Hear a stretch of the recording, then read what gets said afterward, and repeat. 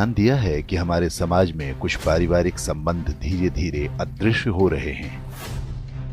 पहले हर बच्चे के माता पिता के अलावा चाचा, ताऊ, बुआ, मामा, मौसी जैसे ढेरों रिश्तेदार हुआ करते थे, लेकिन अब ये सभी मानो विलुप्त प्रजाति होते जा रहे हैं।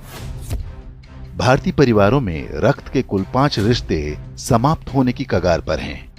1-2 पीढ़ी बाद संभवतः ये सभी संग्रहालय में सजा दिए जाएंगे। केवल अंकल और आंटी बचेंगे। इसे इस तरह समझा जा सकता है, यदि किसी दंपत्ति के 2 पुत्र और 2 पुत्री हैं तो उनके सभी 5 रिश्ते यानी ताऊ, चाचा, बुआ, मामा और मौसी होंगे। यदि 2 पुत्र हैं लेकिन पुत्री एक ही है तो उनकी जो संतानें होंगी उनकी कोई मौसी नहीं होंगी। माँ के बाद बच्चों की कोई सबसे सगी महिला होती हैं तो वो मौसी ही होती हैं। यदि किसी के 1 पुत्र और 2 पुत्री हैं तो चाचा और ताऊ के रिश्ते नहीं होंगे। यदि 1 बेटी और 1 बेटा है तो उनकी संतानों का न तो कोई चाचा होगा, न ताऊ, न मौसी। यदि 1 बेटा या 1 बेटी होती है तो वो पूरी तरह से अकेला होगा। माता पिता के बाद उसका कोई रक्त संबंधी नहीं होगा। सिंगल चाइल्ड फैमिली को उनका निर्णय तीसरी पीढ़ी यानी जिनके वो दादा दादी होंगे बुरी तरह प्रभावित करेगा। उनका पौत्र या प्रपौत्र इस संसार में अकेला होगा।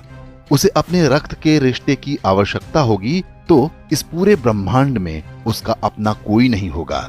इसलिए दंपत्ति को सिंगल चाइल्ड के निर्णय पर गंभीरता से विचार करना चाहिए। ये न केवल हमारे बच्चों को एकाकी जीवन जीने को विवश करेगा बल्कि हमारी हिंदू परिवार व्यवस्था को भी नष्ट कर देगा। पश्चिमी देशों में सिंगल चाइल्ड पॉलिसी भारत से पहले आरंभ हो गई थी। वहां पर इसके भयावह परिणाम सामने आने लगे हैं। ब्रिटिश विद्वान डेविड सेलबॉर्न ने एक पुस्तक लिखी है जिसका नाम है द लूजिंग बैटल विद इस्लाम।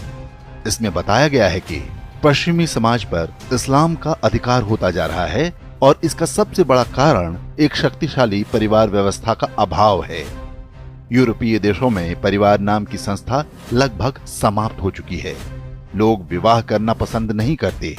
समलैंगिकता, अवैध संबंध, लिव इन रिलेशन जैसी कुरीतियां सामान्य बात हैं। उन समाजों में ऐसे बच्चों की संख्या बढ़ती जा रही है जिन्हें नहीं पता होता कि उनके पिता कौन हैं। बूढ़े माता पिता को घर में रखने को कोई तैयार नहीं। ओल्ड एज होम में उनका बुढ़ापा बीतता है। यूरोपीय देशों में आज राजनीतिक दल परिवार को बचाने का वादा अपने चुनावी घोषणा पत्र में करने लगे हैं। ऑस्ट्रेलिया में तो फैमिली फर्स्ट नाम से एक राजनीतिक दल भी बन गया है।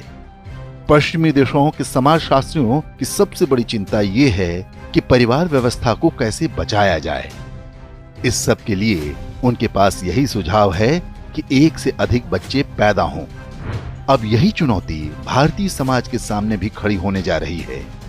क्या हम समय रहते सतर्क हो पाएंगे?